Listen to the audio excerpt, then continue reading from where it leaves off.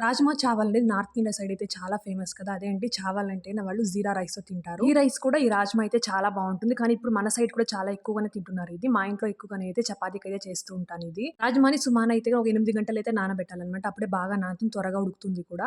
కుక్కర్‌లో ఉడకబెట్టేటప్పుడు చెక్క, లవంగము, యాలక్కాయి, ఒకే ఒక పలావాకైతే వేసి కొద్దిగా ఉప్పు వేసి ఒక 6-7 విజిల్ అయితే విడాలి. అంటే బాగా మెత్తగా ఉడకాలన్నమాట. ఇంకొక పక్కన మిక్సీ జార్‌లో ఎర్రగడ్డలు, తెల్లగడ్డలు, శుంఠి అయితే మిక్సీ పట్టుకొని ఒక సెపరేట్‌లో పెట్టుకొని తర్వాత టమాటో కూడా బాగా మిక్సీ పట్టుకోవాలి. అంటే బాగా ఎర్రగా ఉండే టమాటోలు మిక్సీ పట్టుకున్నామంటే కలర్ అనేది వస్తుంది. తర్వాత కడాయిలో నూనె వెనుక నెయ్యి వేసుకొని జీలకర్ర మాత్రమే వేయాలి. అప్పుడే టేస్ట్ బావుంటుంది. చెక్క, లవంగం అయితే నేను వేయనిక్కడ. సో, కొంచెం ఫ్లేవర్ అనేది ఎక్కువైపోతుందనమాట. తర్వాత మనం రుబ్బి పెట్టుకున్న పేస్ట్‌లన్నీ కూడా వేసి దాంతో పాటు కారము, పసుపు, ధనియాల పొడి అంతా వేసి బాగా మిక్స్ చేసుకోవాలంటే మసాలా అనేది బాగా దగ్గర పడాలనమాట. అప్పటి వరకు మిక్స్ చేసుకొని ఉడకబెట్టుకున్న రాజ్మా వేసి ఉప్పు కావాలంటే చూసుకొని వేసుకోండి. తర్వాత గరం మసాలా, కస్తూరి మేతి, ఫైనల్‌గా కొత్తిమీర వేసుకొని సర్వ్ చేసుకుంటే చాలా బావుంటుంది. అండ్ హెల్త్ కూడా చాలా మంచిది. దీంట్లో అయితే చాలా ప్రోటీన్ అనేది ఎక్కువగా ఉంటుంది.